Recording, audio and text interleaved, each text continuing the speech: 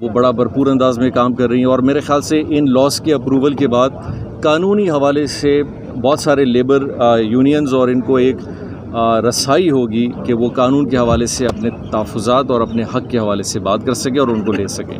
Opposition کا بڑا احتجاج رہا، سلسلہ رہا، اب تھوڑی سی خاموشی ہے، تو کیا ان کے تحفظات؟ سوال کیا میں نے، کہا آپ جو توقعات رکھ رہے ہیں وہ ایسے لگ رہے ہیں کہ آپ حکومت کا حصہ ہیں۔ ایک بات ہمیں سوچنی چاہیے کہ یا تو آپ اپنے آپ کو حکومت کا حصہ بنانا چاہ رہے ہیں تو وہ کھل کے بات کریں، یا اگر آپ کہتے نہیں جی ہم اپوزیشن ہیں، تو شیرانی صاحب کی اگر آپ ویڈیو نکال لیں تو شیرانی صاحب نے بڑے اچھے انداز میں ان کو سمجھایا کہ میرے بھائی اپوزیشن جماعتوں کے ساتھ اس طرح نہیں ہوتا۔ اپوزیشن اپنا اپوزیشن کا کام کرتی ہے، ترقیاتی کام، فنڈ ملنا، ٹرانسفر ہونا، ڈی سی میری مرضی سے جائے، ایس پی ہمیں پتہ ہونا چاہیے، ہمارے حلقے میں آپ کیا کام کرو گے، حکومت کیا کام کرے گی، ہمیں پتہ ہونا چاہیے، ہم سے پوچھا جائے۔ تو یہ تو ایسا رویہ میں پاکستان میں پہلی دفعہ ہم سن رہے ہیں کہ ابھی شہباز شریف صاحب یہ ساری لسٹ بنا کے نیشنل اسمبلی میں بول دیں کہ خان صاحب آئندہ کام کرنا ہے تو ذرا مجھ سے پوچھنا پھر کام کرنا، تو یہ نہیں ہوتا۔ ہاں آپ ترقی کے حوالے سے اپنے تحفظات ضرور رکھیں کہ جام صاحب ہمارے حلقوں میں کام نہیں ہو رہا، تو میں آپ کو بتاؤں کہ جی ہم آپ کے حلقوں میں کیسے کام نہیں کر رہے ہیں۔ ہم سپورٹس کمپلیکس بنا رہے ہیں، ہم گرلز ڈگری کالج بنا رہے ہیں، ہم بوائز ڈگری بنا رہے ہیں، پولی ٹیکنیک بنا رہے ہیں، بی آر سی بنا رہے ہیں، کلچر سینٹرز بنا رہے ہیں، ہیلتھ کارڈ آپ کو ہم دے رہے ہیں، روڈز بنا رہے ہیں، ٹاؤن پلاننگ کر رہے ہیں۔ یہ ساری چیزیں جو میں آپ کو بتا رہا ہوں ان سے کہیں ہٹ کر اور ساری چیزیں ہیں۔ صرف ایک چیز بتا دیں کہ ان 15-20 چیزوں میں سے انفرادی طور پہ کون فائدہ اٹھائے گا؟ آپ بھی اٹھائیں گے، آپ کی پارٹی بھی اٹھائے گی، ہم بھی اٹھائیں گے، ہماری بھی پارٹی اٹھائے گا، اس حلقے کے سب لوگ فائدہ اٹھائیں گے۔ تو لہٰذا آپ لوگ اس چیز سے یہ بار بار اس بات کو نہ لائیں کہ یہ بجٹ اس طرح ہے اور ناکام ہے۔ تو ابھی میں امید رکھوں گا کہ وہ ہمارے ساتھ ایک اچھے ماحول میں آئیں، اسمبلی میں آئیں، بات کریں، تجاویز دیں۔ آپ اپنے حلقے کے حوالے سے مجھے تجاویز دیں کہ جام صاحب ہماری بھی تجاویز ہیں، ان پہ بھی ذرا حکومت غور فکر کرے، اور اگر ہم وہ نہ کریں پھر تو الگ بات ہے۔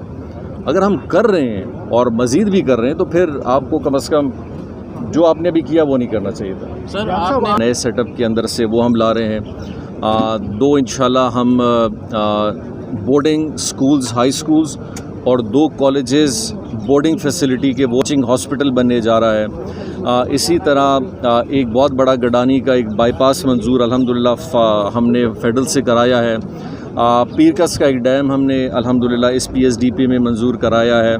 اسی طرح ہب کے اندر بہت سارے ایسے پروجیکٹ ہیں، canal, hub canal, mega hub city, drain اور واٹر پیکج جو ہے وہ میں نے وفاق میں بھیجا ہے، وہ بہت حد تک منظور ہو چکا ہے۔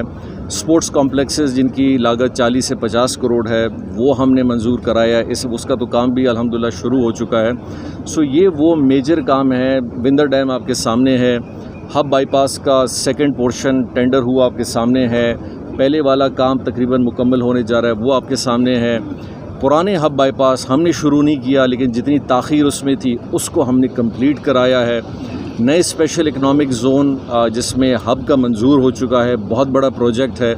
سو یہ ساری چیزیں اگر آپ سامنے رکھیں تو میرے خیال چیزوں میں آتے ہیں جہاں پہ ایک اکثریتی حوالے سے، اس کا اجتماعی حوالے سے سب کو فائدہ ہوگا۔ سر مسئلہ ہے روزگار، اس حوالے سے کیا اقدامات آپ بتائیں روزگار کیسے جائے گا؟ سر روزگار کے لیے کوئی مواقع لوگوں جی میں آپ کو بتاؤں گا۔ دیکھیں آپ اگر ہماری پی ایچ ڈی پی پڑھیں، اس میں 6-7 ایسی چیزیں ہیں جو روزگار بنائے گی اور پیدا کرے گی۔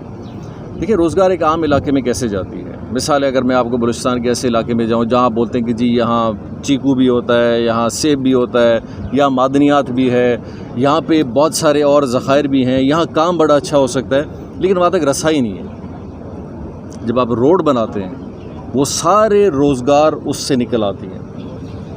روڈ صرف روڈ نہیں ہے، صحت ہے، روڈ تعلیم ہے، روڈ افسروں کا جانا ہے، روڈ میرے اور آپ کی زندگی میں آسانی ہے، روڈ ایک عام انسان جو اپنے موٹر سائیکل یا سائیکل کو چلاتا ہے اس کا مہینے کا 3-4 پنچر کی بچت ہے، روڈ ایک ایمبولینس کا بار بار ٹوٹنا نہیں ہے، روڈ ایک ٹرک والا جو بار بار اپنے کوئی فصل لے جا رہا ہے یا کوئی مال لے جا رہا ہے، بال مویشی کا لے جا رہا ہے، اس کا ٹوٹنا، یہ وہ روڈ ہے۔ روڈ ایک بہت بڑی سہولت ہے۔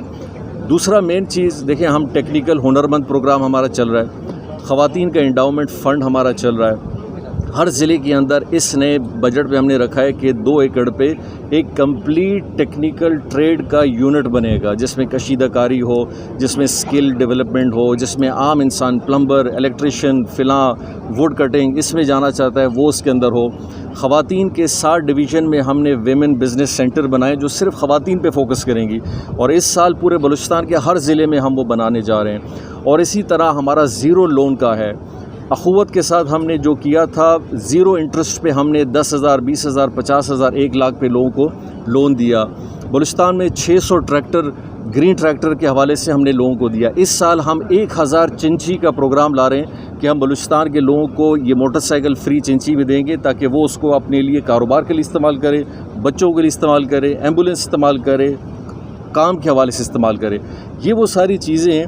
اور جس ترقی کی آپ بات کر رہے ہیں، دیکھیں جب روڈ بنتا ہے، اسکول بنتا ہے، بلڈنگ بنتی ہے تو کیا ہوتا ہے؟ مزدور، کام، کاروبار، یہ ساری چیزیں انگیج ہو جاتی ہیں۔ تو یہ کمپلیٹ پیکیج ہے۔ اور اگر آپ ڈائریکٹ امپلائمنٹ کی بات کریں تو میں 20,000 سے زیادہ پوسٹوں کو فل کیا ہے، اور انشاءاللہ ہمارا ٹارگٹ ہے کہ اس 2 سالوں میں سرکاری، میں پرائیویٹ کی بات نہیں کر رہا، سرکاری انشاءاللہ جو مزید 10 سے 15,000 ہیں ان کو بھی ہم فل کریں۔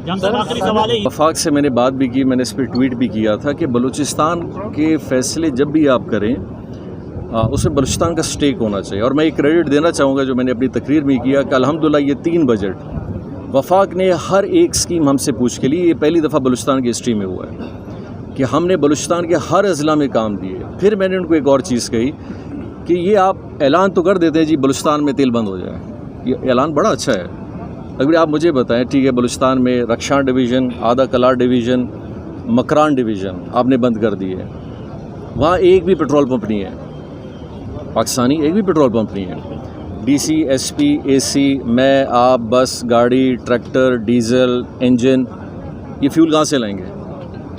پہلے تو ہم آلٹرنیٹیو بنائیں۔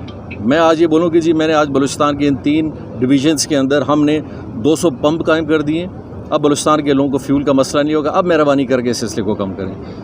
ادھر ہم کچھ نہیں کر رہے ہیں اور زور ہمارا ہے کہ جی ہر چیز کو بند کیا جائے، تو اس پہ ابھی ہماری بات چیت چل رہی ہے کہ میں نے پرائم منسٹر صاحب کو بھی کہا اور آپ کے توسل سے بھی کہوں گا اور منسٹر آف انرجی اور پیٹرولیم کو بھی کہ آپ پابند کریں کیلٹیکس کو، شیل کو، پی ایس او کو کہ آپ ان 3 ڈویژنز میں جا کے سہولیات بنائیں، لوگوں کو یہ سارا فیسلٹی دیں۔ ایس پی صاحب آپ بند کر دیں، یہ بولیں گے جی میں گشت پہ نہیں جا رہا، میں کہاں سے جاؤں گا، میں پانی تھوڑی ڈالوں گا اپنے ابھی ہائیلکس کے اندر کہ یہ گاڑی چلنے شروع ہو جائے گی۔ اے سی کیسے جائے گا، تحصیلدار کیسے جائے گا، بس کیسے چلیں گے، ڈیزل انجن کیسے چلیں گے جو زمینداری کر رہے ہیں، اور یہ بوٹ جو ہمارے ہیں، یہ بوٹ بیچارے مچھیرے سمندر میں کہاں سے جائیں گے؟ سو ایک سوال ہے کہ صرف ایک فیصلہ، ٹھیک ہے کوئی چیزیں ٹھیک ہوتی ہیں، غلط ہوتی ہیں، لیکن آلٹرنیٹ دیکھا جائے تو آلٹرنیٹ بنائیں، پھر اسی طرف آئیں آہستہ آہستہ۔ اس کی جو ایک کابینہ بننی تھی جس کا ایک سی او ہم نے رکھنا تھا وہ بھی ہم نے رکھ دیا ہے، اس کے اکاؤنٹ میں اس کے پیسے بھی شفٹ ہو رہے ہیں۔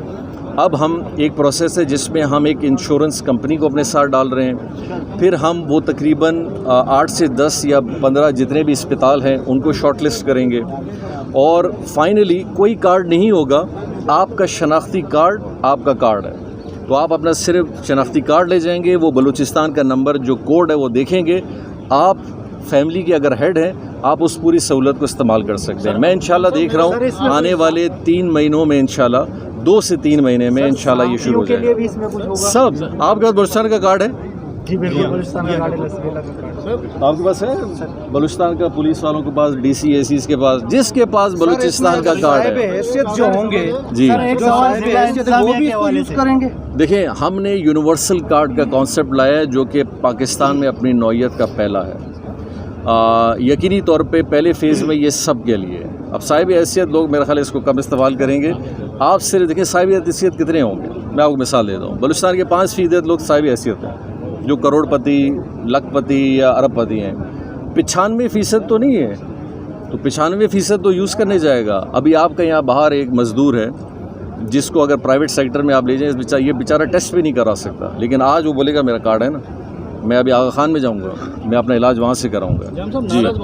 جی بلوچ جو ہیں وہ مختلف کیٹیگری کے ہیں، ایک وہ بلوچ ناراض ہے جو اس صوبے کے اندر ہے، اس کے اندر بھی 2 لوگ ہیں، ایک وہ لوگ ہیں جن کی بہت بڑی اکثریت ہے جو جینوئنلی وہ ناراض ہیں اور حق پہ ہیں۔ میں آج کہتا ہوں وہ حق پہ ہیں، کیوں کہ وہ ایک عام زندگی کی سہولت اپنی زندگی میں نہیں دیکھ رہے. لیکن ان کی تعداد اتنی بڑی ہے کہ پھر ان کو کچھ وہ ناراض بلوچ بھی اپنے ہاتھ میں کر لیتے ہیں جو ان کو یہ بتاتے ہیں کہ تم کیوں ناراض نہیں ہو. میں ناراض ہوں, تم بھی میرے ساتھ ناراض ہو کیونکہ تمہارے پاس تو کچھ نہیں ہے, تمہارے پاس تو زندگی نہیں ہے, روزگار نہیں ہے, پانی نہیں ہے, بجلی نہیں ہے, تو اس کے ساتھ ناراض ہیں.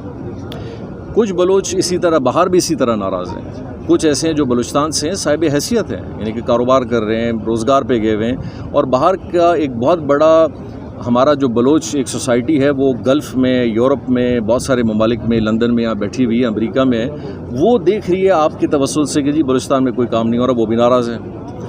کچھ ایسے ناراض ہیں جو ناراض میں ان کو نہیں کہوں گا, وہ کچھ ماحول میں کچھ ایکٹیویٹیز میں انوالو رہے ہیں, اور پھر انہوں نے ان جینوئن ناراض بلوچ کو اپنے ہاتھ میں لیا ہے کہ جی یہ ناراض بلوچ جو ہے نا, ان کی نمائندگی ہم کر رہے ہیں تو ہم بھی ناراض ہیں. میں اصل میں کہتا ہوں کہ وہ جینوئن بلوچ ناراض جو ہے وہ جینوئن ہے.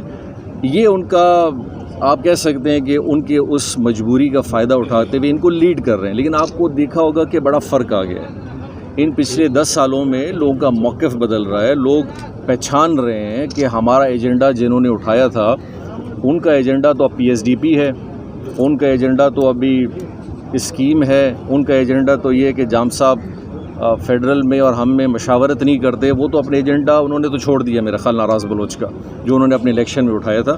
تو اب جو جینوئن ناراض بلوچ کا, جیسے ابھی پرائم منسٹر صاحب نے ایک ذمہ داری دی ہے شاہ زین بگٹی صاحب کو کہ ہم ایسے لوگوں کو آئیڈینٹیفائی کریں جو بلوچستان کے اندر ہیں, جو باہر بھی ہیں, اور پھر جینوئنلی جس کیٹیگری میں وہ ناراض ہے اس حد تک ہم ان کو سالو کریں, جو اپنی سہولیات سے دور کریں, ان کے ہم مسائل حل کریں. کسی کے ساتھ زیادتی اگر ہوئی ہے, دیکھیں ہمارے ادارے اور سب اس بات پہ راضی ہیں کہ اگر اداروں کی وجہ سے, اگر سسٹم کی وجہ سے کسی کے ساتھ زیادتی ہوئی ہے تو سسٹم اس کو قبول کر کے اس کا ازالہ بھی کر رہی ہے اور اس کا ازالہ کرنا بھی چاہتی ہے.